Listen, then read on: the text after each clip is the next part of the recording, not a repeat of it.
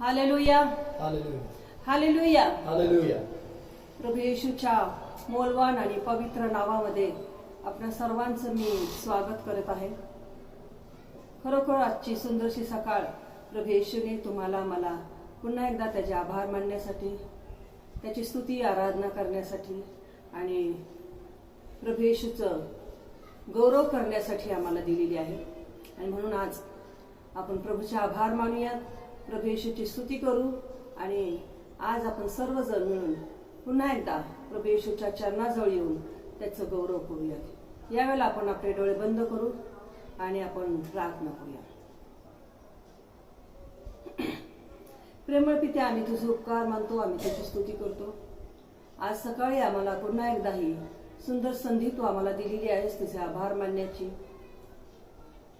तुझी उपासना करण्याची, तुझी स्तुती आराधना करण्याची. याबद्दल आम्ही तुझे उपकार मानतो. प्रभू येशू, आम्हा सर्वांवर तुझी दया, तुझी कृपा केलेली आहे आणि हा आजचा दिवस तू आम्हाला दाखवलेला आहे. याच्या दिवशी या पवित्र वारी आम्ही तुझं स्तवन करतो. आम्ही प्रार्थना करत आहोत पवित्र परमेश्वरा, प्रत्येक ठिकाणामध्ये जे काही तुझी आराधना उपासना चाललेली आहे, प्रभू येशू यामध्ये तू उतरून ये आणि प्रभू आम्हा प्रत्येकाला आम्हा प्रत्येक प्रियजनांना तुझी कृपा पुरव, तुझ्या पवित्र सानिध्याचा अनुभव तू आम्हाला दे. होय जिवंत देवा, आजची सभा आम्ही तुझ्या हातामध्ये सोपवून देत आहोत. ये प्रभू येशू, आम्हाला तुझी कृपा पुरव. प्रभू येशू, आम्ही प्रार्थना करीत आहोत, ये आणि आम्हाला तू सहाय्य कर. पुन्हा एकदा आम्हाला तुझ्या मंदिरात जाऊन तुझी आराधना करण्यासाठी ती वेळ, तसे दिवस तू आम्हाला दे प्रभू. होय प्रभू येशू, आमच्या जीवनामध्ये आणि ह्या सर्वांना तुझी कृपा पुरव आणि विशेष करून प्रभू, ये जे काही ही परिस्थिती या जगामध्ये सर्व निर्माण झालेली आहे, ही सर्व तू बदलवून टाकणारा देव आहेस. ज्या प्रार्थना आम्ही विश्वासाने तुझ्याकडे करत आहोत, आम्हाला पूर्ण विश्वास आणि खात्री आहे की प्रभू येशू पुन्हा एकदा प्रभू आम्हाला तुझ्या पवित्र मंदिरामध्ये येऊन एकत्रित रीतीने भक्ती करण्याची संधी तू आम्हाला देणार आहेस. प्रभू येशू, सर्व रोगराई तू थांबवणार आहेस, आमचा विश्वास आणि खात्री आहे. होय जिवंत देव बाप्पा, यावेळेला जे प्रियजन आजारी आहेत, अजूनही त्यांना औषधांची, बेडची, ऑक्सिजनची गरज आहे, प्रत्येकाला तुझी दया, तुझी कृपा पुरव आणि यावेळेला त्यांना तू सहाय्य कर, मदत कर आणि प्रभू परमेश्वरा त्यांच्यावर तुझी कृपा कर आणि आरोग्य दे. जिवंत देवा, आम्ही पुन्हा एकदा आजची सभा आम्ही तुझ्या हातामध्ये सोपवून येतो. प्रभू येशू, तू ये, तुझ्या वचनाद्वारे तू आमच्याशी बोल आणि प्रभू परमेश्वरा तुझ्या वचनाद्वारे तू आम्हाला आशीर्वादित कर. प्रभू येशू, तुझं वचन समजून घेणारा अंतःकरण तू दे आणि तुझं वचन समजून त्याप्रमाणे आचरण करणारा अंतःकरण तू आम्हाला दे. ते विचार, ते मन तू आम्हाला देशी प्रार्थना करते. खरोखर प्रभू, या जगामध्ये तुझ्याशिवाय दुसरं कोणीच नाही, कारण तू सर्वसमर्थ देव आहेस, तू सर्व शक्यतेचा देव आहेस आणि तुला अवघड असं काहीच नाही. होय जिवंत देवा, ये आणि आम्हाला तुझी कृपा पुरव. आजची सभा आम्ही तुझ्या हातात देतो. प्रभू येशू, ये आम्हाला गीताद्वारे देखील तुझी उपासना करण्यास मदत कर, सहाय्य कर आणि तुझं गौरव करून घे. येशूच्या नावात प्रेज द लॉर्ड. यावेळेला आपण देवाचं वचन वाचणार आहोत आणि आपण स्तोत्र संहिता 113 हे वचन आपण वाचूया. स्तोत्र संहिता 113 आणि याचं 1 ते 9 ही वचन आपण वाचणार आहोत. दिनांना उच्च केल्याबद्दल स्तुती. परमेश्वराचे स्तवन करा, परमेश्वराचे सेवक हो, तुम्ही त्याचे स्तवन करा. परमेश्वराच्या नावाचे स्तवन करा. येथून पुढे सर्व काळ परमेश्वराच्या नावाचा धन्यवाद हो. सूर्याच्या उगवतीपासून मावळतीपर्यंत परमेश्वराचे नाव स्तवनीय आहे. परमेश्वर सर्व राष्ट्राहून उन्नत आहे, त्याचे वैभव आकाशाहून उंच आहे. परमेश्वर आमचा देव, जो उच्च स्थळी राजासनारूढ आहे, जो आकाश व पृथ्वी यांचे अवलोकन करण्यास लावतो, त्याच्यासारखा कोण आहे? तो कंगालास धुळीतून उठवितो व दारिद्र्यास उकरड्यावरून उचलतो आणि त्यास आपल्या लोकांच्या अधिपतीच्या पंक्तीत बसवितो. तो वाण स्त्रीला गृहिणी करून मुलांची आनंदी माता करतो. परमेश्वराचे स्तवन करा. हे जे स्तोत्र आपण वाचलेलं आहे की परमेश्वराचे स्तवन करा. आणि पहिलं जे वचन सांगतं की परमेश्वराचे सेवक हो, तुम्ही परमेश्वराचे स्तवन करा, परमेश्वराच्या नावाचे स्तवन करा. येथून पुढे सर्व काळ परमेश्वराच्या नावाचा धन्यवाद हो. खरोखर तुमचा आणि माझा देव जो प्रभू येशू हा जिवंत आहे, त्याचं स्तवन आम्ही रोज आणि रोज केलं पाहिजे. आम्ही मागील सर्व दिवसांमध्ये केलं आणि आपण इथून पुढेही आम्ही सदा सर्व काळ आमच्या परमेश्वराचं स्तवनच केलं पाहिजे. कारण तो स्तवन करण्यास, स्तुती करण्यास, मान, महिमा, गौरव, सन्मान ही घेण्यास योग्य देव आहे. म्हणून आज मी तुम्हा सर्वांना विनंती करते की जे जे तुम्ही आपण सर्वजण आपल्या घरांमधून ह्या ऑनलाईन सर्व्हिसद्वारे आपण एक जोडले गेलेले आहोत. आपण सर्वजण मिळून एकाच आत्म्यामध्ये भक्ती करूया आणि जिवंत देव प्रभू येशूच्या नावानं आपण जे एकत्रित झालेलो आहोत त्या स्वर्गीय देवाची, त्या येशूची आपण आराधना करूया. म्हणून मी विनंती करते की आपण आपल्या घरामधून आपण टाळ्या वाजवू, गीतं गाऊया. इथून जी गीतं चाललेली ती गीतं तुम्ही तुमच्या घरामध्ये टाळ्या वाजवून मोठ्या आनंदाने, उत्साहानं प्रभूचं स्तवन करा. कारण तुमच्या घरामध्ये प्रभू येशूचं पवित्र सानिध्य आहे. याचं कारण की पवित्र येशू आमच्या बरोबर आहे आणि तो सर्वत्र आहे. म्हणून आपण त्या पवित्र येशूचे आभार मानूया, त्या पवित्र आत्म्याचे आभार मानूया आणि पवित्र आत्म्याला म्हणूया की ये पवित्र आत्मा, तू आम्हाला चालव, तू आम्हाला मार्गदर्शन कर. आणि तुम्ही आणि मी जे देवाचे सेवक आहोत, तुम्ही आणि मी ते देवाचे पुत्र आणि कन्या आहोत, मुलं आणि मुली आहोत. आम्हाला त्या प्रभू येशूचं स्तवन करायचं. म्हणून प्रेमळ पित्या पवित्र परमेश्वराला आपण प्रार्थना करूया की मौलवान पवित्र आत्मा तू आम्हाला चालव या भक्तीमध्ये. Hallelujah, hallelujah, hallelujah, hallelujah. Thank you Jesus, thank you Jesus. Hallelujah, hallelujah. Thank you. स्वागतम पवित्र आत्मा, स्वागतम पवित्र आत्मा, स्वागतम पवित्र आत्मा, स्वागतम पवित्र आत्मा, स्वागतम पवित्र आत्मा, स्वागतम पवित्र आत्मा, स्वागतम पवित्र आत्मा, स्वागतम पवित्र आत्मा. तेरे ही ज्योति से हम प्रकाशमान हो जाते हैं.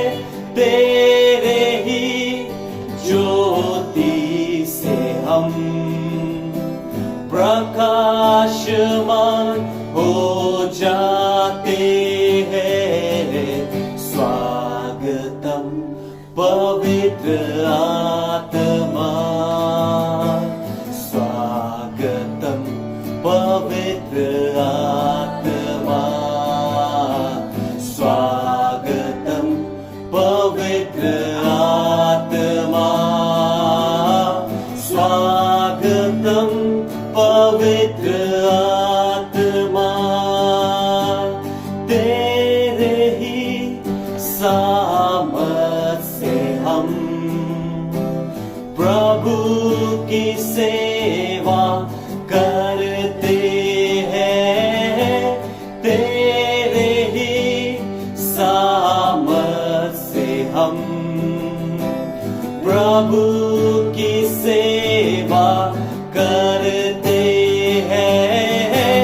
तेरे ही सामर्थ से हम प्रभु की सेवा करते हैं.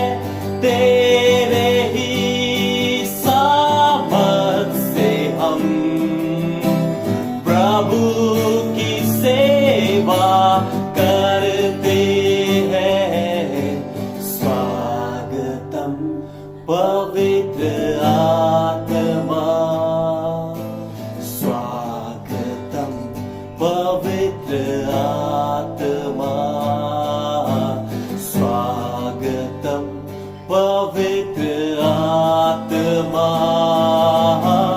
स्वागतम पवित्र आत्मा, स्वागतम पवित्र आत्मा, स्वागतम पवित्र आत्मा. होय पवित्र आत्मा, आम्ही तुझं स्वागत करतो.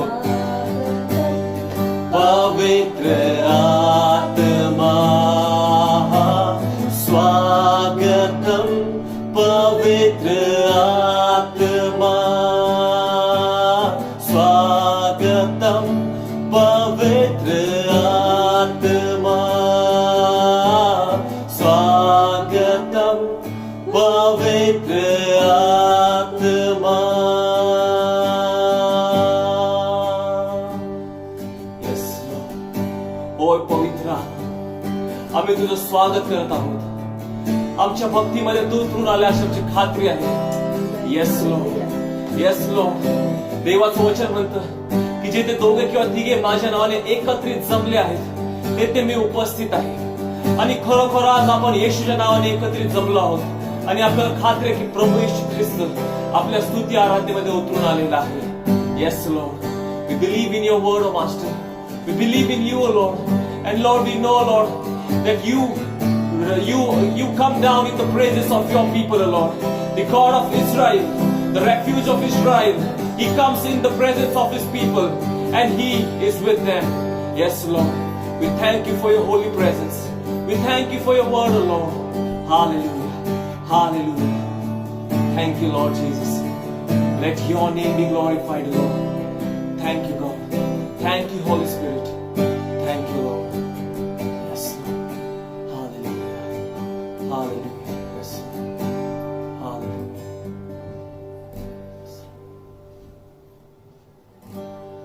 Hallelujah. The word of God says that even though we feel that the days are difficult, days are bad, but the word of God always reassures us that Lord Jesus Christ, our God, He is good. He is good forever and evermore. Hallelujah. खरं तर देवाचं वचन आपल्याला सांगतं की जरी परिस्थिती कठीण असली, जरी काही त्रास असला, तरी आपल्याला एवढं माहित आहे की आपला जो देव आहे तो आपल्यासाठी चांगला आहे आणि आपला देव हा उत्तम आणि चांगला आपल्यासाठी आहे. Hallelujah. God is good all the time. He put His song of praise in this heart of mine. God is good all the time. His light will shine. God is good. God is good all the time. We will see the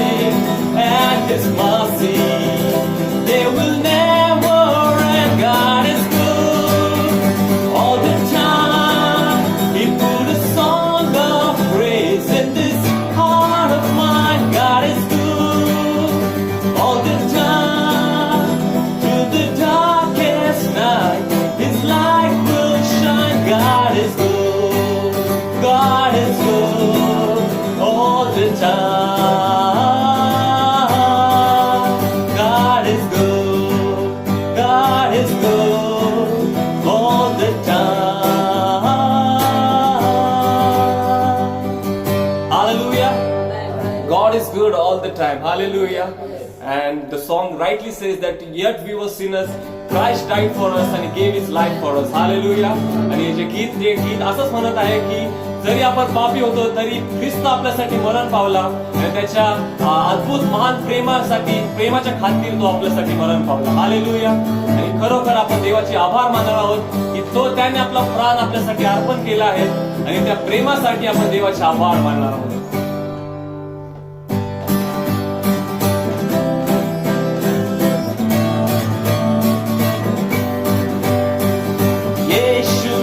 हमें छुड़ाया है पाप के जाल से, यीशु ने हमें बचाया है शैतान की चाल से.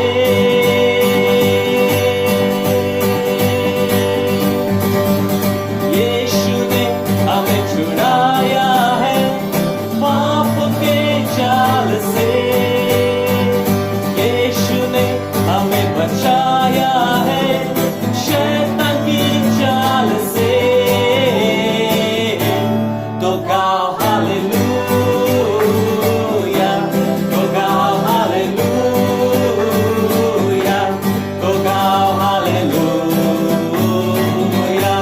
तो गाओ हालेलुया, तो गाओ हालेलुया, तो गाओ हालेलुया, तो गाओ हालेलुया, तो गाओ हालेलुया. हमने शांति पाई है यीशु के नाम से, हमने पाई है क्षमा मुक्ति श्राप से, हमने शांति पाई है यीशु के नाम से, हमने पाई है क्षमा मुक्ति श्राप से. तो गाओ हालेलुया, तो गाओ हालेलुया, तो गाओ हालेलुया, तो गाओ हालेलुया, तो गाओ हालेलुया, तो गाओ हालेलुया,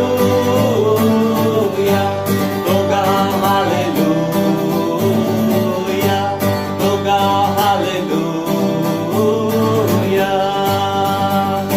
अब हम ना डरेंगे यीशु जो साथ है, शैतान से हम लड़ेंगे यीशु के नाम से. अब हम ना डरेंगे यीशु जो साथ है, शैतान से हम लड़ेंगे यीशु के नाम से. तो गाओ हालेलुया, तो गाओ हालेलुया, तो गाओ हालेलुया, तो गाओ हालेलुया, तो गाओ हालेलुया, तो गाओ हालेलुया, तो गाओ हालेलुया, तो गाओ हालेलुया, तो गाओ हालेलुया, तो गाओ हालेलुया, तो गाओ हालेलुया, तो गाओ hallelujah.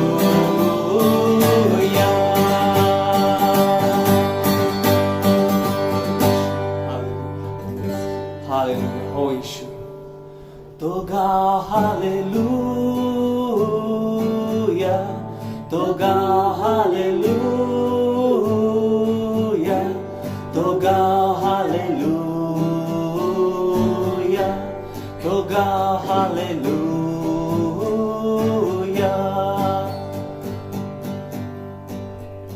Yes, Lord. Oh Yeshua. Shalom, shanti और सलाम लाए हैं आपके नाम. Shalom, shanti और सलाम है यीशु का पैगाम. Shalom, shanti और सलाम लाए हैं आपके नाम. Shalom, shanti और सलाम ये है यीशु का पैगाम. तो गा हालेलुया, तो गा हालेलुया, तो गा हालेलुया, तो गा हालेलुया, तो गा हालेलुया.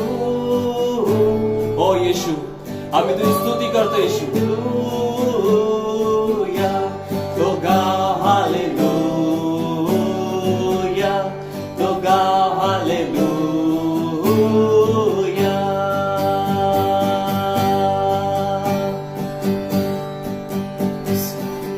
हालेलुया.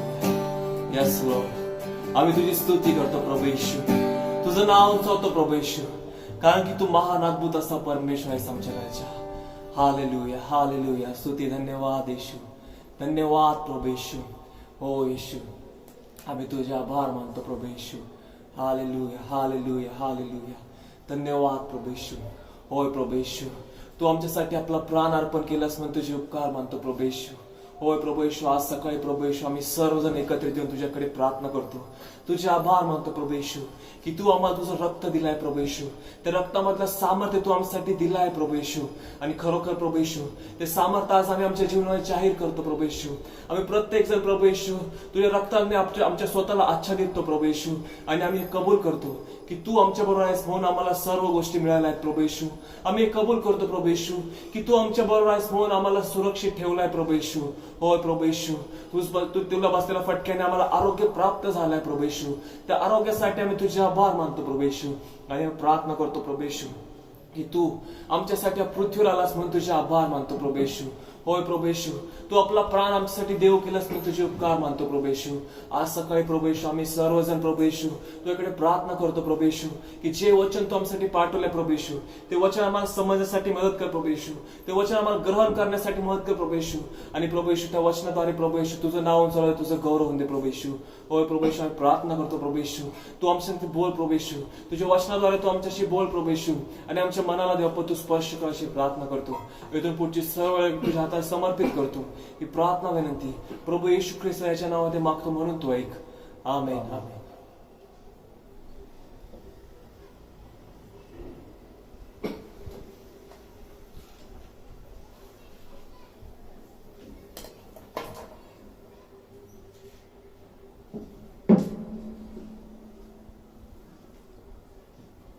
हालेलुया. आज सकाळी आपल्या सर्वांचं प्रभू येशू ख्रिस्ताच्या मूल्यवान नावामध्ये या ऑनलाईन सर्व्हिस मध्ये स्वागत आहे. देव चांगला आहे, त्याची दया सनातन आहे, त्याचं थोर नाव स्तवनीय आहे. आणि सुरुवातीलाच आपण स्तोत्र संहितेमधून जे वचन वाचलेलं आहे की परमेश्वराचे सेवक हो, त्याचं स्तवन करा, त्याचं स्तवन करा, कारण तो चांगला आहे. God is good all the time and all the time is good. तो सर्वदा चांगला आहे. प्रभू सर्वदा चांगला आहे. देवाचं वचन सांगतं परमेश्वर किती चांगला याचा अनुभव घेऊन पहा. त्याच्यावर भाव ठेवतो तो पुरुष धन्य, तो मनुष्य धन्य आहे. आणि खरंच आम्ही देवाची स्तुती आराधना करत अशा अनेक गोष्टी देवाने आमच्या जीवनामध्ये केलेल्या आहेत. आज सकाळी मी देवाच्या नावाला धन्यवाद देतो. पुन्हा एक वार या ऑनलाईन सर्व्हिस मध्ये आपण सर्वजण देवाची स्तुती आराधना करत आहोत. मी आभार मानतो. त्याबरोबरच या सुंदरशा माईकसाठी प्रांजलने सुंदरसा माईक आम्हाला या सेवेसाठी दिलेला आहे. थँक्यू प्रांजल, जेथे कुठे तू असशील थँक्यू. यावेळेला आपण देवाचं वचन ऐकूया. माझी खात्री आहे की आपण सर्वजण आपले पवित्र शास्त्र घेऊन या सभेसाठी आलेले आहात. इफिसकरास पत्र याचा 5वा अध्याय आणि 15 ते 21 ही वचने. इफिसकरास पत्र याचा 5वा अध्याय 15 ते 21.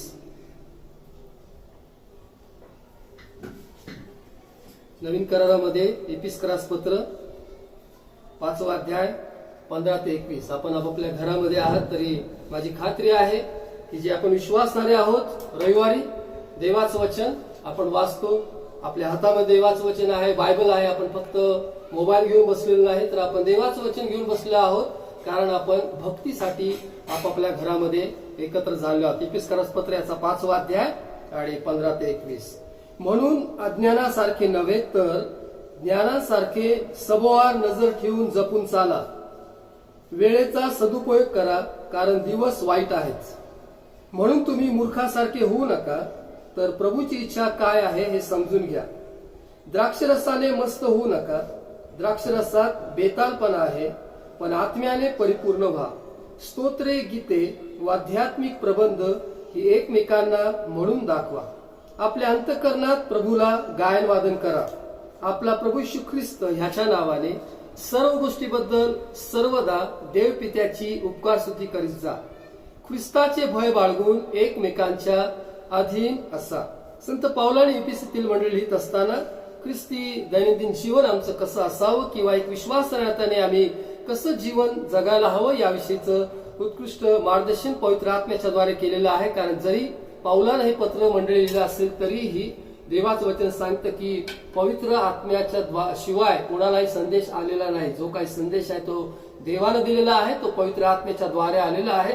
आणि म्हणून देव आमच्या बरोबर असं बोलत आहे की अज्ञानासारखे नव्हे तर ज्ञानासारखे सभोवार नजर ठेवून जपून चाला. वेळेचा सदुपयोग करा, कारण दिवस वाईट आहेच. आम्हाला या सद्य परिस्थितीची जाणीव देवाचं वचन करून देतं की जपून चाला, म्हणजे आपल्या आध्यात्मिक जीवनाची काळजी घ्या. एवढंच नाही तर देवाचं वचन आम्हाला याची जाणीव करून देतं की वेळेचा सदुपयोग करा, त्याचा चांगला उपयोग करा, कारण दिवस वाईट आहे. दिवस वाईट आहे. आजूबाजूचं वातावरण ज्यावेळेस आपण पाहतो, भूकंप आहे, दुष्काळ आहेत, एवढंच नाही तर महामारी आहे, आजार आहेत. हे सर्व जे काय आहे एका वाईट दिवसांमधून आम्ही चाललो आहोत. आमच्या मनाला आनंद देण्याच्या या गोष्टी नाहीत. आम्ही यातून केव्हा बाहेर येऊ असं आम्हाला वाटतं, कारण देवाचं वचन सांगते त्यानुसार आपण या दिवसांमध्ये सध्या आहोत की दिवस वाईट आहेत. आणि म्हणून एक विश्वास नात्याने आम्ही काय करायचं आहे तर 17 वचन सांगतं की म्हणून तुम्ही मूर्खासारखं होऊ नका, तर प्रभूची इच्छा काय आहे हे समजून घ्या. दिवस वाईट आहेत म्हणून काय करायचं आहे तर मूर्खासारखं व्हायचं नाही, मूर्ख व्हायचं नाही, अज्ञानी असायचं नाही, तर प्रभूची इच्छा काय आहे हे आपण समजून घ्यायचं आहे.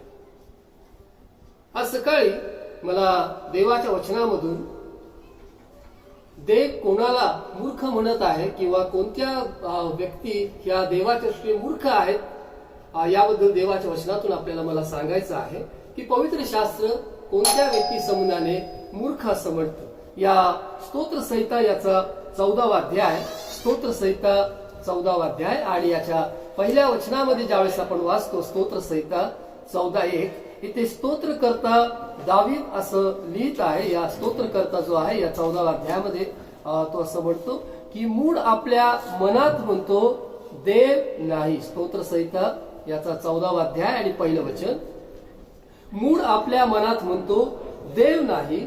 लोक दुष्ट व अमंगळ कर्मे करतात, सत्कर्म करणारा कोणी नाही. देवाचं वचन सांगतं की जो मूढ आहे किंवा जो मूर्ख आहे तो हा आहे की जो देवाला मानत नाही किंवा देव नाही असं म्हणणारा व्यक्ती मूर्ख आहे. आज सकाळी देवाच्या वचनामधून अशा 3 व्यक्ती समजणारे मी बोलणार आहे की ज्याला पवित्र शास्त्र मूर्ख असं म्हणतं. हा पहिला मूर्ख कोण आहे तर तो हा आहे की जो देव नाही असं म्हणतो. देव न मानणारा किंवा देव नाही असं म्हणणारा आहे त्याला देवाच्या वचनामध्ये मूर्ख असं म्हटलं. जगामध्ये आम्हाला 2 प्रकारचे लोक पाहायला मिळतात. एक आस्तिक आहेत आणि एक नास्तिक. म्हणजे एक देवावर विश्वास ठेवणारे आहेत, एक विश्वास न ठेवणारे, देवाला मानणारे आहेत, देवाला न मानणारे आहेत. आणि त्यातही तुम्ही आणि मी आपण जिवंत देवावर विश्वास ठेवणार आहोत. आपण प्रभूवर विश्वास ठेवणार लोक आहोत. आणि हे देवाचं वचन सांगतं की तो मनुष्य मूर्ख आहे की जो देव नाही असं म्हणतो, जो देवाला मानत नाही. आणि हा मूर्ख व्यक्ती काय करतो तर देवाचं वचन सांगतं की ते दुष्ट आणि अमंगळ कर्मे करतात, सत्कर्म करणारा किंवा चांगली कामं करणारा कोणी नाही. ज्याच्या मनामध्ये जी व्यक्ती असं म्हणते की देवच नाही, त्याचं मन हे दुष्टतेनं भरलेलं आहे, तो अमंगळ किंवा घाणेरड्या गोष्टीमध्ये त्यानं स्वतःला गुंतवलेला आहे, तो घाणेरड्या गोष्टीमध्ये रमलेला आहे. सर्व जगाची जी काही घाण आहे या घाणीमध्ये तो आहे. आणि एवढेच नाही तर त्याच्या हातून कोणतेही चांगलं काम होत नाही, कोणतंही चांगलं काम होत नाही. कारण देवाचं वचन सांगतं की लोक दुष्ट आणि अमंगळ कर्मे करतात, सत्कर्म करणारा कोणी नाही. सत्कर्म किंवा चांगली कामं करणारा कोणी नाही. देवाच्या वचनामध्ये मूर्ख कोणाला म्हटलं आहे? जो व्यक्ती म्हणतो देव नाही तो मूर्ख आहे. देवाचं वचन सांगतं इब्री लोकांच्या पत्राच्या 11व्या अध्याय आणि 6 वचनामध्ये, देवाजवळ जाणाऱ्याने तो आहे असा विश्वास ठेवला पाहिजे. देव आहे, या सृष्टीचा निर्माण करता आहे, आकाश आणि पृथ्वी यांचं निर्माण करता आहे, तारणारा आहे, आमच्या पापांची क्षमा करणारा देव आहे, एक स्वयं अस्तित्वात असणारा देव आहे, सर्व समर्थ देव आहे, सार्वभौम किंवा सर्वत्र हजर राहणारा देव आहे, सर्वज्ञ असा देव आहे, सर्व समर्थ असा देव आहे, अनादी कालापासून अनंत कालपर्यंत सिंहासनावर विराजमान असणारा देव आहे. ज्या देवानं आकाश आणि पृथ्वी निर्माण केली, ज्याच्या शब्दाने सर्व विश्वाची निर्मिती झालेली आहे, तो देव आहे. आणि योहान कृष्णवर्तमान याचा पहिला अध्याय आणि पहिल्या वचनामध्ये म्हटलं आहे, प्रारंभी शब्द होता, शब्द देवासह होता आणि शब्द देव होता. देव आहे. आणि देवाच्या वचनामध्ये मूर्ख कोणाला म्हटलेला आहे? की जो असं म्हणतो देव नाही. जी व्यक्ती मूर्ख आहे ती म्हणते की देवच नाही. काही जण असे आहेत ते म्हणतात की देवाला कुणी पाहिजे. काही जण असं वाटतं की काय माहिती देव आहे की नाही. काही लोक असे असतात ते म्हणतात बघू, देवाने जर माझ्या प्रार्थनेचं उत्तर दिलं तर मी मानेल की देव आहे. देवाने जर मला बरं केलं, देवाने जर ह्याला बरं केलं, त्याला बरं केलं, तर आम्ही विश्वास ठेवू देव आहे. देव बरं करतो, देवाने बरं केलं तरच विश्वास ठेवू, अशी आम्ही देवाची परीक्षा पाहू शकत नाही. देवाचं वचन सांगतं की तुझा देव परमेश्वर याची परीक्षा पाहू नकोस, की देव बरा करणारा आहे का नाही, देव चमत्कार करणारा आहे का नाही, देव प्रार्थना ऐकणारा आहे का नाही. विश्वास ठेवा. विश्वास हा आहे आशा धरलेल्या गोष्टीबद्दलचा भरोसा आणि न दिसणाऱ्या गोष्टींबद्दलची खात्री आहे. देव आहे, आम्ही त्याला आमच्या डोळ्यांनी पाहिलेलं नाही, पण आम्ही विश्वास ठेवतो देव आहे आणि एक दिवशी आम्ही त्याला पाहणार आहोत, आमच्या डोळ्याने त्याला पाहणार. या पवित्र शास्त्रामध्ये सांगितलं आहे देव आहे. 2000 वर्षापूर्वी तो या जगामध्ये आला, त्याने मानवी देह धारण केला. एवढंच नाही तर तो 33-33.5 वर्षी या पृथ्वीवर राहिला. तो तुमच्या आमच्यासारखा झाला आणि सर्व जगाच्या पापक्षमेसाठी, सर्वांचं ताण व्हावं यासाठी वधस्तंभावरचं वेदनादायक मरण त्याने सहन केलं. तो आमच्यासाठी मरण पावला. बहुतांचं पाप त्याने आपल्यावर घेतलं. आपण पापी असतानाच ख्रिस्त आमच्यासाठी मरण पावला. एवढंच नाही तर त्याने मरणावर विजय मिळवला. तो पुनरुत्थित आहे, तो स्वर्गामध्ये आहे. आज तो स्वर्गात सिंहासनारूढ आहे आणि तो गौरवाने पुन्हा येणार आहे. हा आमचा विश्वास आहे, ही आमची खात्री आहे. देव आहे, याहवे आहे, येशू आहे, आमचा तारणार आहे. एकच देव आहे, एकच देव आहे, ज्याचं नाव प्रभू येशू आहे. एकच देव आहे. आणि या वचनामध्ये म्हटलं आहे मूर्ख व्यक्ती ती आहे की जी आपल्या मनामध्ये म्हणते देव नाही. आणि आपण, देवाचं वचन सांगतं, मूर्खासारखं होऊ नका. असं म्हणू नका की देव आहे का नाही. देवाच्या अस्तित्वाविषयी शंका उपस्थित करू नका. देवाच्या अस्तित्वाविषयी प्रश्न मनामध्ये आणू नका. मूर्खासारखं होऊ नका. माझ्या प्रार्थनेचं उत्तर मिळत नाही म्हणजे देव आहे का नाही, देव प्रार्थना ऐकत नाही म्हणजे देव आहे का नाही. हे मूर्खाचे प्रश्न आहेत. देवाचं वचन सांगतं मूर्खासारखं होऊ नका. प्रभूची इच्छा काय आहे हे समजून घ्या. देवाची इच्छा काय आहे सभोवार नजर ठेवून जपून चाला. दिवस वाईट आहेत, वेळेचा सदुपयोग करा. ज्ञानासारखे, अज्ञानासारखे नाही तर ज्ञानासारखे सभोवार नजर ठेवून जपून चाला. देव आहे. आज सकाळी मला तुम्हाला सांगायचंय, जे कोणी आज हे देवाचं वचन ऐकत आहे, जेथे कुठे तुम्ही आहात, मला हे सांगायचंय देव आहे, एकच देव आहे. आकाश आणि पृथ्वीचा निर्माण करता एकच देव आहे, प्रभू येशू आहे. या प्रभू येशूने आमचं तारण केलेलं आहे. एकच तारणार आहे, एकच देव ज्याने मरणावर विजय मिळवला, जो पुनरुत्थित आहे, जो जिवंत आहे, जो पुन्हा कधीही मरत नाही, जो सदा सर्व काळ सिंहासनावर विराजमान आहे, जो गौरवानं पुन्हा येणार आहे. कोणाला नरकात घ्यायचा आणि कोणाला स्वर्गात घ्यायचा अधिकार ज्याला आहे, असा एकच देव आहे की ज्याच्याकडे जीवनाचं पुस्तक आहे. असा एकच देव आहे, एकच देव आहे. मूर्खासारखं होऊ नका. मूर्ख आपल्या मनामध्ये म्हणतो देव नाही. चला आणखी एक वचन आपण वाचूया की जेथे देवाच्या वचनामध्ये अशा व्यक्तीला मूर्ख म्हटलेलं आहे. मत्ते कृषीवर्तमान याचा 7वा अध्याय, मत्ते कृषीवर्तमान याचा 7वा अध्याय, मत्ते कृषीवर्तमान याचा 7वा अध्याय आणि 24व्या वचनापासून तर 27व्या वचनापर्यंत. मत्ते कृषीवर्तमान 24 ते 27. प्रभू येशू ख्रिस्ताने जे दाखल्याच्या द्वारे जे शिक्षण लोक समुदायाला दिलं, अतिशय सुंदर शिक्षण. प्रभू येशू ख्रिस्त हा एक उत्तम शिक्षक आहे. प्रभू येशू ख्रिस्त आमचा तारणारा आहेच, परंतु जी 5 पदरी सेवा आम्हाला प्रभू येशू ख्रिस्तामध्ये पाहायला मिळते की तो आमचा उत्तम मेंढपाळ आहे. त्याला देवानं पाठवलेला आहे, कारण तो असं म्हणतो की परमेश्वराचा आत्मा माझ्यावर आला आहे आणि ते दिना शुभोर्थ सांगण्यासाठी त्याने मला पाठवलं आहे. तो देवानं पाठवलेला आहे, म्हणजे तो प्रेषित आहे. त्याने देवाच्या राज्याची घोषणा केली. त्यानं सांगितलं पश्चाताप करा, सुवार्तेवर विश्वास ठेवा, कारण देवाचं राज्य जवळ आलाय, म्हणजे तो सुवार्तिक आहे. त्यानं लोकांना शिक्षण दिलेलं आहे, म्हणजे तो शिक्षक आहे. एवढंच नाही तर त्यानं म्हटलं की मीच उत्तम मेंढपाळ आहे, म्हणजे तो पाळक आहे. आणि देवाच्या वचनामध्ये सांगितल्याप्रमाणे ही जी काही 5 पदरी सेवा आहे, की तो प्रेषित आहे, तो सुवार्तिक आहे, तो शिक्षक आहे आणि तो पाळक आहे. जे देवाच्या वचनामध्ये सांगितल्याप्रमाणे इपिस्करास पत्र याच्या 4था अध्याय की त्यानेच कोणी प्रेषित, कोणी संदेष्टे, कोणी शिक्षक, सुवार्तिक, पाळक असे नेमून दिले की तो संदेष्ट आहे. देवापासून आलेला संदेश त्यानं सांगितलेला आहे, देवापासून आलेला संदेश त्यानं सांगितला आहे. आणि त्याच्या या शिक्षण पद्धतीमध्ये सर्वांना समजेल अशा भाषेमध्ये त्यानं एक चांगलं शिक्षण दिलेलं आहे. आणि या मत्ते कृषीवर्तमानाच्या 7वा अध्याय आणि 24 ते 27 या वचनामध्ये तो असं म्हणतो की ह्याच तो जो प्रत्येक जण ही माझी वचने ऐकून त्याप्रमाणे वागतो, तो कोणा एका सुज्ञ, हुशार, ज्ञानी, शहाण्या मनुष्यासारखा ठरेल. त्याने आपले घर खडकावर बांधले, मग पाऊस पडला, पूर आला, वाराही सुटला व त्या घरास लागला, तरी ते पडले नाही, कारण त्याचा पाया खडकावर घातला होता. तसेच जो कोणी ही माझी वचने ऐकून त्याप्रमाणे वागत नाही, तो कोणा एका मूर्ख मनुष्यासारखा ठरेल. त्याने आपले घर वाळूवर बांधले, मग पाऊस पडला, पूर आला, वाराही सुटला व त्या घरास लागला, तेव्हा ते पडले, अगदी कोसळून पडले.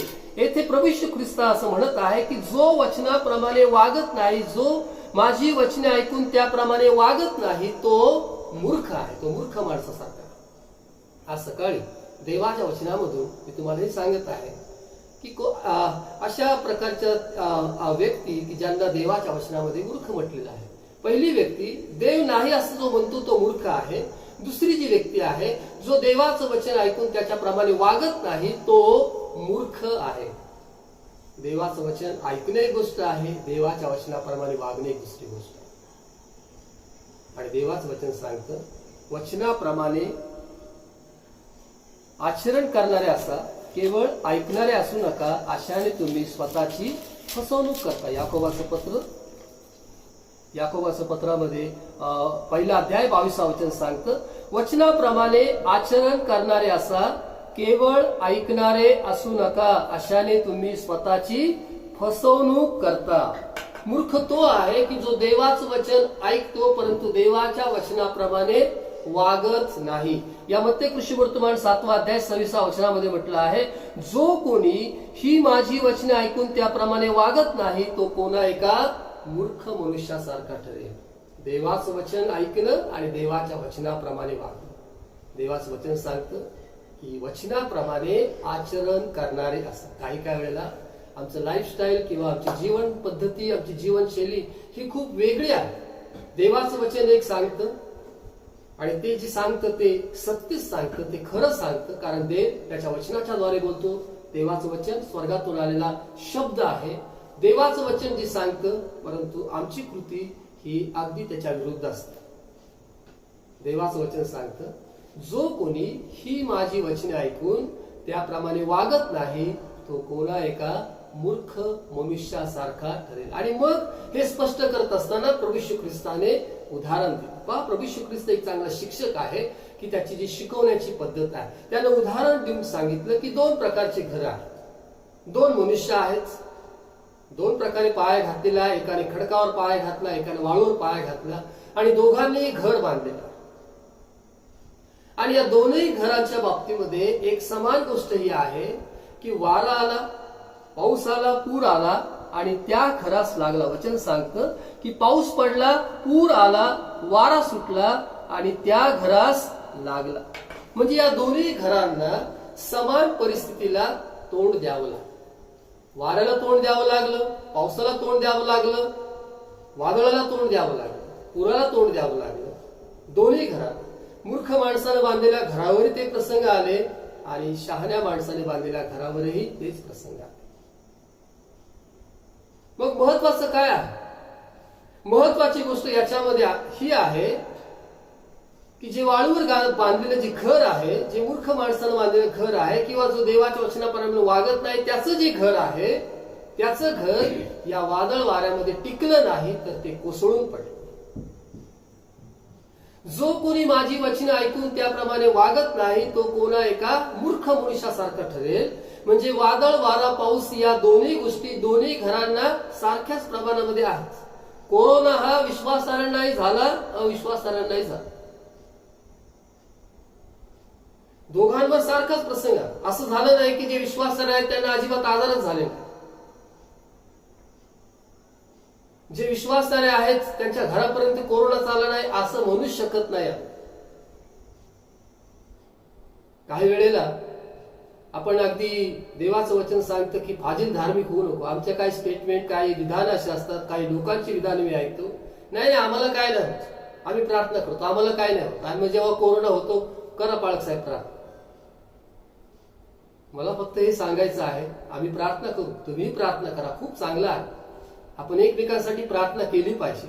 पण जे अति ज्याला असं म्हणूया की धार्मिकता किंवा फाजील धार्मिकता, अगदी देवाच्या वचनापेक्षा वेगळं असं वागू नका. असं म्हणा, हो मी काळजी घेत आहे, मी माझ्या अधिकाऱ्यांचं ऐकण्याचं ठरवलं आहे, परिस्थिती मला समजत आहे, दिवस वाईट आहेत, मला सगळं समजतं, मी सगळं काय करत आहे, मी दररोज प्रार्थना करत आहे आणि एवढंही जरी झालं तरी, जर मला आजार झाला तरीही मी प्रार्थना करेन, कारण मला माहित आहे की माझा देव मला आरोग्य देणार आहे. हे एक विश्वासार्ह जीवन आहे. वादळ, वारा, पाऊस या सगळ्या गोष्टी दोन्ही घरांना लागल्या, पण जे मूर्ख माणसाचं घर होतं ते कोसळून पडलं. कसं कोसळून पडलं? आम्ही एवढ्या प्रार्थना केल्या, मग आमच्या घरामध्ये आजार कसं काय आला? हे ते कोसळलं आहे. देवाने आम्हाला का सुरक्षित ठेवलं नाही? देवाने आजार का येऊ दिला? हे ते कोसळलं आहे.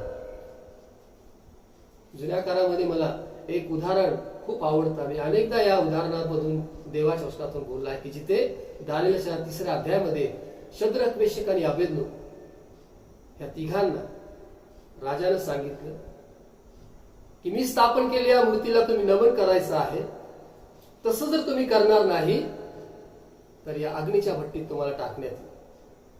एके ठिकाणी मरण आहे, एका ठिकाणी जीवन आहे. पण या दोघांमध्ये त्यांची निवड काय आहे? जर मूर्तीला नमन केलं तर ते जिवंत राहणार होते, जर त्यांनी त्याला नाकार दिला तर त्यांना मरण हे अटळ होते. परंतु अशाही परिस्थितीमध्ये या तिघांनी सांगितलं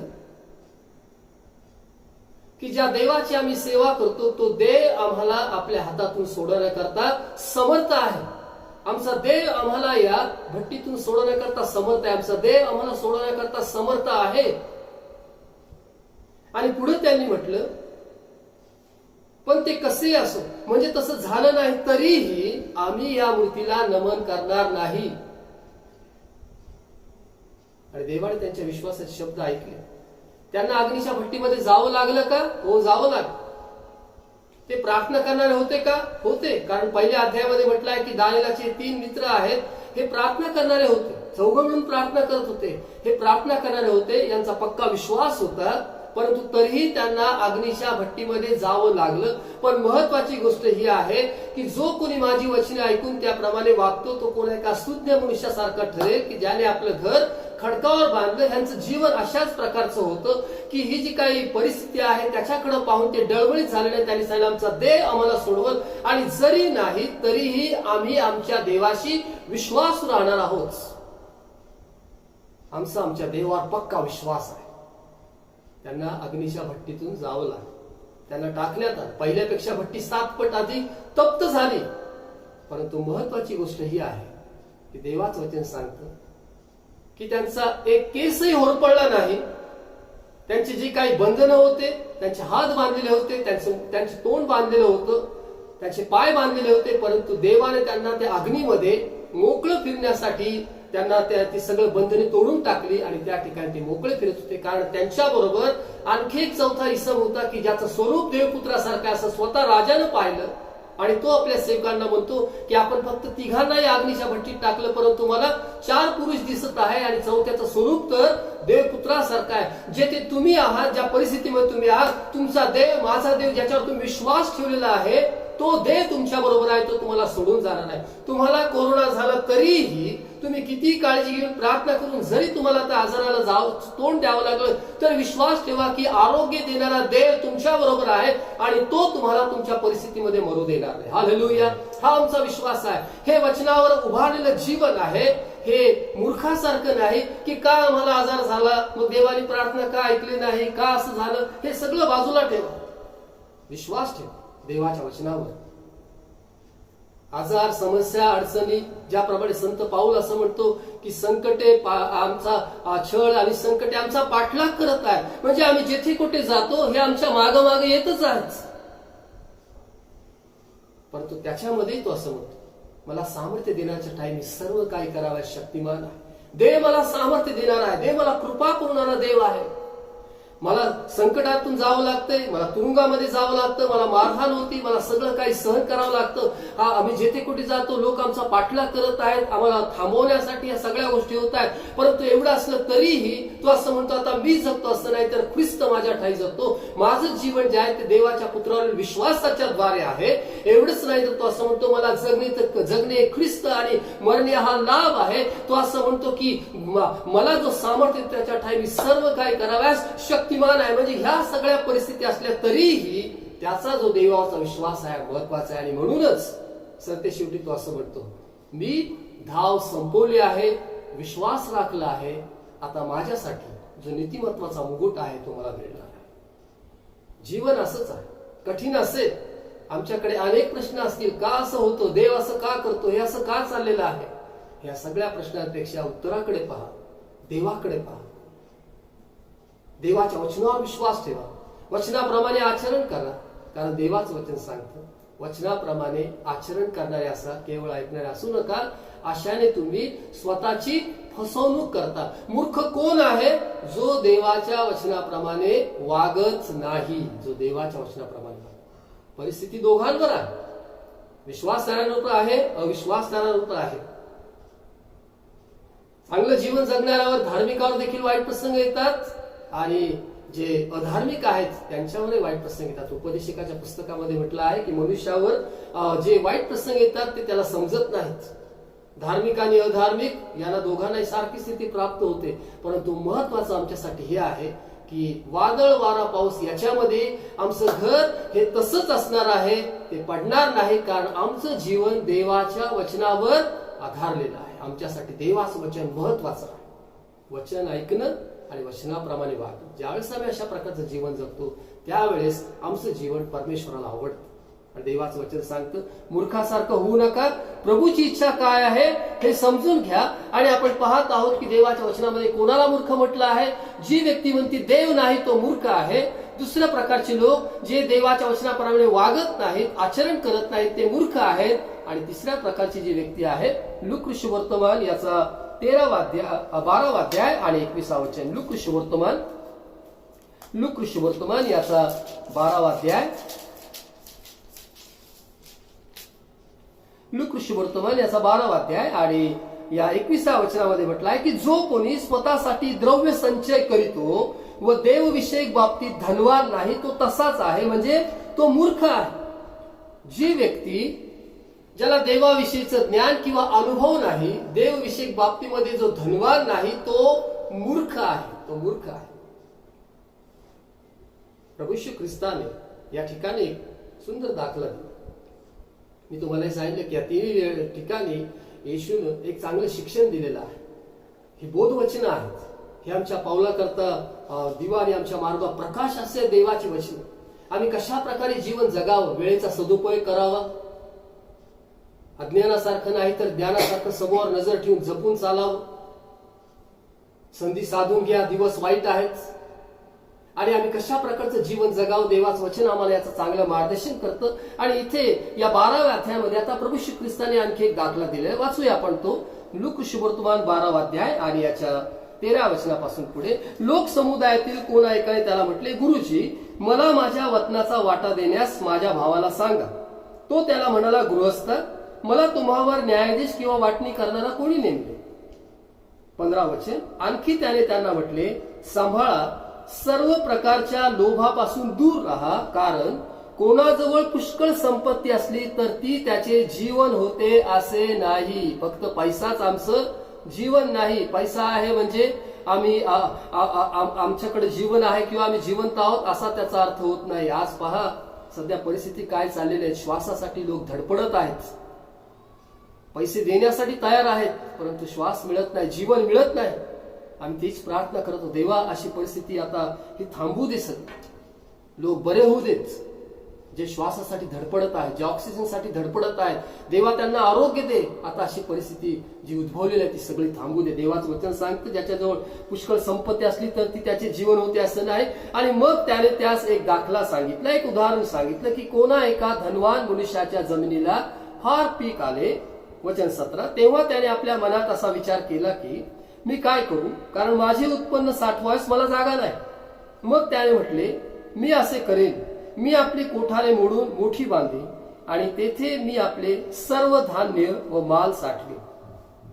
मग मी आपल्या जीवाला म्हणेन, हे जीवा, तुला पुष्कळ वर्षे पुरेल इतका माल ठेवलेला आहे, विसावा घे, खा, पी, आनंद कर. इथे या वचनामध्ये प्रभू श्री ख्रिस्त एका धनवान व्यक्तीबद्दल सांगत आहे की ज्याला अचानक मोठा प्रॉफिट झाला किंवा लाभ झालेला आहे, की त्याला पुन्हा एका मनुष्याच्या जमिनीला फार पीक आलं, त्याला भरपूर मिळालं, त्या वर्षी चांगलं उत्पन्न आलं, की त्याची जी अपेक्षा होती त्याच्यापेक्षा अधिक आलं. कारण तो असं म्हणतो की आता मी काय करू, ह्याला एवढा माल ठेवण्यासाठी माझ्याकडे जागा नाही. म्हणजे निश्चितच त्याला त्या वर्षी चांगला प्रॉफिट झालेला. तो असं म्हणतो की माझं उत्पन्न साठवायस मला जागा नाही. आणि मग तो त्याचीच योजना आखतो. तो म्हणतो आता मी असं करेल की मी माझी जी काही कोठारी आहे ती माझी कोठारी जी आहे ती मोडून मोठी बांधेन आणि तेथे मी आपले सर्व धान्य आणि माल साठवेन. म्हणजे ह्याच्याकडे पुष्कळ उत्पन्न आलं. तो म्हणतो की माझं धान्य, माझं जे काय उत्पन्न आहे, आता मला जे काय माझं स्टोर हाऊस आहे ते लहान होत आहे, आता हे मोडून आता मी त्याला नवीन करेन, मोठाली बांधेन, कारण माझ्याकडे आता पुष्कळ आहे. आता मला काही काम करण्याची आवश्यकता नाही. आता मला काही धावपळ करण्याची किंवा धडपड करण्याची आवश्यकता नाही. कारण तो पुढे असं म्हणतो की मग मी आपल्या जीवाला म्हणेन, हे जीवा, तुला पुष्कळ वर्ष पुरेल इतका माल ठेवलेला आहे. म्हणजे पहा ना किती प्रॉफिट झाला. तो म्हणतो की पुष्कळ वर्ष पुरेल इतका माल ठेवलेला आहे, विसावा घे, खा, पी, आनंद कर. विसावा घे. आता काही काम धंदा करू नको, निवांत राहा. निवांत हो. आता पुष्कळ माल आलेला आहे, कोठारा मोडून नवीन बांधतो. आता काय करायचं, मग माझ्या जीवाला बनेल, खा, पी, आनंद कर. खा, पी. तो असं म्हणतो की मी माझ्या जीवाला बनेल, विसावा घे, खा, पी, आनंद कर. हल्लीचं जग असंच चाललं नाही का. आणि म्हणूनच इपिस्कराच्या पत्राच्या 5व्या अध्यायामध्ये देवाचं वचन आम्हाला सांगतं की द्राक्षरसाने मस्त होऊ नका, त्याच्यामध्ये बेतालपणा आहे, पण आत्म्याने परिपूर्ण व्हा. आत्म्याने परिपूर्ण व्हा. ज्ञानासारखं स्वभावावर नजर ठेवून जपून चाला. अज्ञानासारखं होऊ नका, ज्ञानासारखं व्हा. शहाणा व्हा, ज्ञानी व्हा. समजून घ्या की दिवस काय चाललेले आहे, दिवस कसे आहेत. या माणसाला देवाच्या वचनामध्ये तिसऱ्या प्रकारची व्यक्ती आहे की जी देवविषयक बाबतीत धनवान नाही, ती मूर्ख आहे. ज्याला देवाविषयीचं ज्ञान नाही, देवाचा अनुभव नाही, ती जी व्यक्ती आहे त्याला मूर्ख असं म्हटलेलं आहे. आणि या वचनामध्ये जो हा व्यक्ती आहे ज्याच्याविषयी प्रभू श्री ख्रिस्त सांगत आहे, तो असं म्हणतो, विसावा घे, खा, पी, आनंद कर. हे एवढंच लाईफ आहे. म्हणजे दुसऱ्या शब्दामध्ये एन्जॉय कर, नाही का, लाईफ एन्जॉय कर. पुष्कळ आहे, तुला काय आता श्रम करण्याची आवश्यकता नाही. कोठारा भरलेली आहेच, खायचं, प्यायचं, आराम करायचा, आनंद घ्यायचा जीवनाचा. पण पुढं प्रभू श्री ख्रिस्ताने काय म्हटलं, परंतु देवाने त्याला म्हटले, अरे मूर्खा, आज रात्री तुझा जीव मागितला जाईल मग जे काही तू सिद्ध केले आहे ते कोणाचे होईल? जे काही सिद्ध केले कोणाचे? देव त्यालाची जाणीव करून देत आहे. देवाने त्याला म्हटले, अरे मूर्खा, आज रात्री तुला देवाज्ञा झाली किंवा तुझा जीव मागितला गेला तर हे सगळं कोणाचं होईल? या वचनामध्ये आमच्या जीवनाची जी क्षणभंगुरता आहे ती प्रभू श्री ख्रिस्ताने आम्हाला दाखवली आहे. देवाचं वचन सांगतो, उद्याची खात्री मानू नको, कारण एका दिवसात काय होईल हे तुला कळत नाही. आमचं जीवन असंच आहे. आम्ही भरपूर प्लॅन केले असतील, 10 वर्षानंतर मी असं करेल, 15 वर्षानंतर मी असं करेल, माझ्याकडे पुष्कळ पैसे आहेत, प्रॉपर्टी आहे, सगळं आहे, खा पी आनंद कर. परंतु देव आमच्या जीवनाची क्षणभंगुरता आम्हाला दाखवता या वचनाच्या द्वारे. देवाने त्याला म्हटले, अरे मूर्खा, तू मूर्ख आहेस. तू फक्त या जगातल्या गोष्टीचा विचार केला. तुला असं वाटतं की तू मरणारच नाहीस. तुला असं वाटतं खाणं पिणं एवढंच लाईफ आहे. देवाने त्याला म्हटलं, मूर्ख आहेस तू. देवाने त्याला म्हटले, अरे मूर्खा, आज रात्री तुझा जीव मागितला जाईल तर जे काही तू सिद्ध केले आहे ते कोणाचं होईल? हे सगळं जे केलेलं आहे कोणाचं होईल? देवाने त्याला म्हटलं, अरे मूर्खा, आज रात्री तुला देवाज्ञा झाली तर हे सगळं कोणाचं होईल? तुझा जीव मागितला जाईल तर हे जे काही सिद्ध केले आहे, हे जे काही धडपड केलेली आहे, हे जे काही तू उभारलेलं आहे, हे जे तुझं राज्य आहे, तुझं साम्राज्य आहे, ही तुझी प्रॉपर्टी आहे, सगळं कुणाचं होईल? तुझं जीवन क्षणभंगुर आहे. तुझं जीवन देवाच्या हातामध्ये आहे. कारण वचन सांगतं, आज रात्री तुला देवाज्ञा झाली किंवा देवाने तुझं पृथ्वीचं जीवन थांबवलं तर काय असं समजू नकोस की मी पुष्कळ वर्ष जगणार आहे, पुष्कळ वर्ष पुरेल इतका माल ठेवलेला आहे. देवाने त्याला म्हटलं, अरे मूर्खा, आपला मराठी शब्द मला आवडतो, अरे येड्या, हे सगळं दिसतंय, हे नाही जास्त काळ टिकणार. आज जर देवाने तुला बोलवलं तर हे सगळं इथंच थांबणार. हे पैसे, हे प्रॉपर्टी, हे सगळं धन, हा सगळा गोतावळा जमा केलेला, हा सगळा पसारा, हा मित्र, फेसबुकवरचे 1000 मित्र, 5000 मित्र, 4000 मित्र, व्हॉट्सअपवर, हे सगळं जे गोळा केलेलं आहे ना, हे सगळं इथंच राहणार. आणि जर तारण झालेलं नसेल तर मग सार्वकालिक अग्नीच्या ठिकाणी जावं लागेल. काही वेळेला खाणं पिणं याच्यामध्ये मनुष्य इतका रममाण झालेला आहे की देवविषयक बाबतीमध्ये सगळं काय विसरून गेलेलं. मूर्ख व्यक्ती ती आहे की जी देवविषयक बाबतीमध्ये धनवान आहे. देवाचं वचन सांगतं, माणसानं सगळं जग मिळवलं पण आपल्या आत्म्याचा नाश करून घेतला तर त्याला काय लाभ? सगळं जगातलं सगळं आहे, सगळ्या गोष्टी आहेत, पैसा आहे, घर आहे, श्रीमंती आहे, सगळ्या गोष्टी आहेत, मित्र परिवार आहे, मोठा मित्र परिवार आहे, सगळं आहे. माणसानं सगळं जग मिळवलं पण आपल्या आत्म्याचा नाश करून घेतला तर त्याला काय लाभ? आमचं आत्मिक जीवन खूप महत्वाचं आहे. फक्त या जगापुरतं नाही, थोडा वेळ दिसणारं जीवन नाही, 60, 70, 80 वर्ष असणारं जीवन नाही, तर अनंत कालचं जीवन हे खूप महत्वाचं आहे. देवाचं वचन सांगतं, मनुष्याचं आयुष्य 70 वर्ष, शक्य असल्यास फार तर 80 वर्ष, तरी त्याचा डामडोल केवळ कष्टमय आणि दुःखमय आहे. कारण ते लवकर सरते आणि आम्ही निघून जातो. पण आम्ही निघून जातो म्हणजे नेमकं आम्ही जाणार कुठे आहोत? 2च ठिकाणं आहेत. एक सार्वकालिक जीवन आहे आणि एक सार्वकालिक नरक किंवा अग्नीचं ठिकाण आहे. एक स्वर्ग आहे, एक नरक आहे. येशूवर विश्वास ठेवणारा, देवाचं वचन सांगतो, जो माझ्यावर विश्वास ठेवतो तो मरणातून जीवनामध्ये पार गेलेला आहे. येशूवर जर आमचा विश्वास आहे, आमचं तारण झालेलं आहे, आम्ही जर आमच्या पापांची क्षमा येशूला मागितलेली आहे, तर माझ्या भावानं, माझ्या बहिणीनं आज सकाळी देवाचा सेवक आहे त्याने मला तुम्हाला सांगू द्या की जर पापांची क्षमा झालेली आहे, येशूवर विश्वास आहे, तरच आम्हाला त्या सार्वकालिक जीवनामध्ये प्रवेश आहे. कारण देवाचं वचन सांगतं, देवानं जगावर एवढं प्रेम केलं की त्याने आपला एकुलता एक पुत्र दिला, यासाठी की जो कोणी त्याच्यावर विश्वास ठेवतो, त्याच्या पुत्रावर विश्वास ठेवतो, येशूवर विश्वास ठेवतो, त्याचा नाश होऊ नये तर त्याला सार्वकालिक जीवन प्राप्त व्हावे. सार्वकालिक जीवन. अरे मूर्खा, आज रात्री तुला देवाज्ञा झाली ते सगळं कोणाचं? जे तू सिद्ध केलेलं आहे, जे तुझं साम्राज्य तू उभारलेलं आहे, मग ते तुझं शिक्षण असेल, तुझी नोकरी असेल, पैसा असेल, सगळा परिवार असेल, सगळं मोठं कुटुंब असेल, मान मर्यादा असेल, जे काही असेल हे सगळं इथेच असणार आहे. देवविषयक बाबतीमध्ये जो धनवान नाही तो मूर्ख आहे. देवविषयक बाबती म्हणजे काय? देवाविषयीच्या गोष्टी काय आहेत? तारण आहे, सार्वकालिक जीवन आहे, देवावरचा विश्वास आहे, देवाची वचनं आहे, देवाविषयी देवाबरोबर दररोज बोलणं म्हणजे आमचं प्रार्थनामय जीवन आहे, उपवास करण्याच्या द्वारे देवाची समक्षतेमध्ये असणारं जीवन आहे, पवित्र आत्म्याचा अभिषेक आहे, पवित्र आत्म्याची दानं आहेत, पवित्र आत्म्याची फळं आहेत, प्रीती, आनंद, शांती, सहनशीलता, ममता, चांगुलपणा, सौम्यता, इंद्रिय दमन, ही पवित्र आत्म्याची फळं आहेत. ह्या देवविषयक बाबती आहेत, ह्या देवविषयक बाबती आहेत. ह्याच्यामध्ये आम्ही श्रीमंत असणं खूप गरजेचं आहे. म्हणजे आमचा जर बाप्तिस्मा झालेला आहे तर आता पवित्र आत्म्याच्या बाप्तिस्म्यासाठी प्रार्थना करा. जर पवित्र आत्म्याचा बाप्तिस्मा झालेला आहे तर देवाकडे प्रार्थना करा की देवाने तुमचं जीवन पवित्र आत्म्याच्या फळांनी भरावं. आमचं जीवन बदलणं खूप महत्वाचं आहे. पवित्र आत्म्याच्या दानांसाठी प्रार्थना करा की ज्या दानांच्या द्वारे देवाचं गौरव होईल. दान हे आम्हाला उंच करण्यासाठी नाही तर येशूच्या गौरवासाठी आहे. जो देवविषयक बाबतीमध्ये धनवान नाही तो मूर्ख आहे. या मनुष्याची जी श्रीमंती आहे ती फक्त त्याचा माल, त्याची कोठारं, खाणं पिणं, या जगातल्या गोष्टी, ही एवढीच त्याची श्रीमंती होती. परंतु ते त्याच्यापेक्षा महत्वाच्या श्रीमंतीविषयी बोलत आहे आणि ती श्रीमंती म्हणजे देवविषयक गोष्टी आहेत.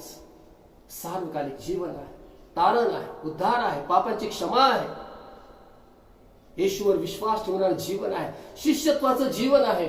या गोष्टीबद्दल देवाचं वचन सांगितलं. आणि आज सकाळी मला तुम्हाला हे सांगायचं आहे, भले जगातल्या गोष्टीमध्ये आम्ही संपन्न समृद्ध असतो, परंतु जर देवविषयक बाबतीमध्ये आम्ही जिथे कुठे कमी आहोत, या देवाकडे या, पुन्हा नव्यानं जीवनाला सुरुवात करा, कारण दिवस वाईट आहे.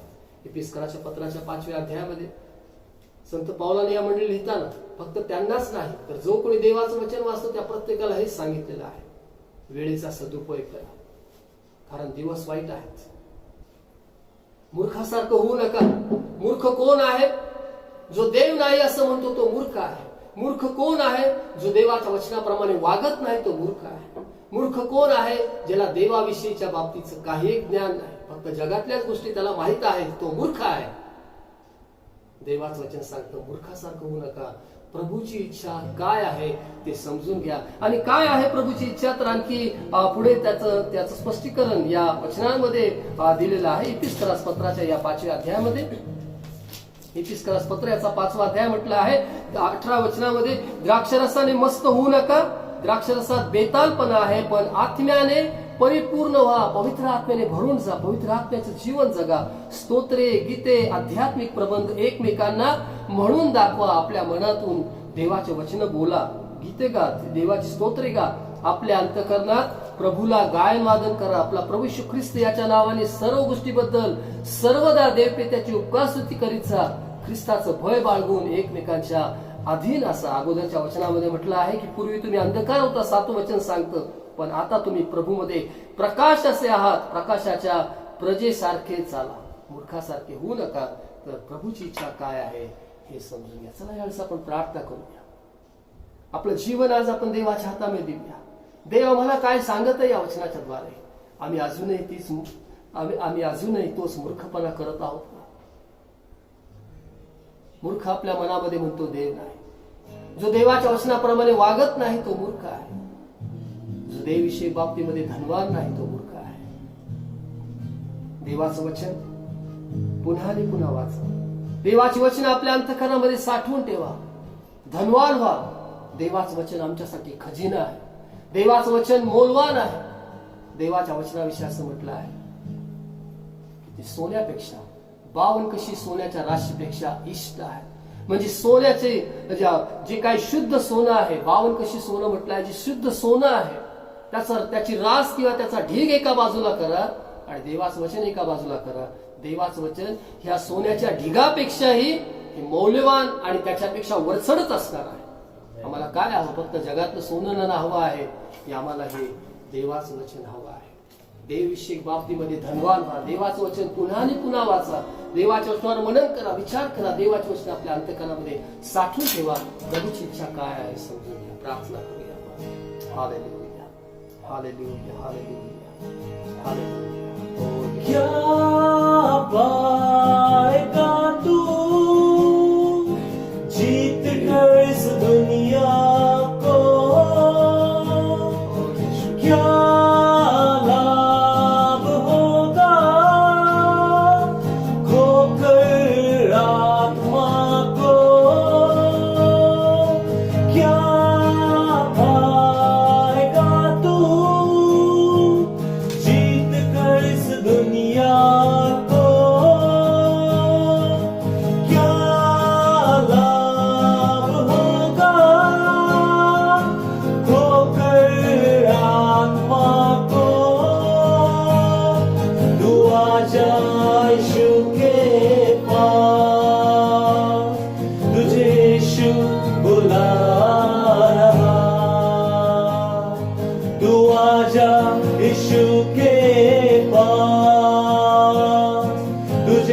यीशु बुला रहा, यीशु बुला रहा, यीशु बुला रहा, तेरा नाम ले लेकर तुझे यीशु बुला रहा। चोर आया चोरी करने, घात हत्या करने, यीशु आया जीवन देने, बहुतायत का जीवन देने। चोर आया चोरी करने, घात हत्या करने, यीशु आया जीवन देने, बहुतायत का जीवन देने। तू आजा यीशु के पास, तुझे यीशु बुला रहा। तू आजा यीशु के पास, तुझे यीशु बुला रहा। यीशु बुला रहा, यीशु बुला रहा, तेरा नाम ले लेकर तुझे यीशु बुला रहा।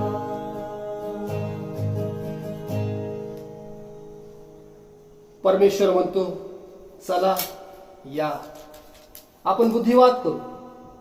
तुमची पातके लाखीसारखी लाल असली तरी ती बर्फासारखी पांढरी होती, ती किरमिजासारखी तांबडी असली तरी लोकरीसारखी निघते.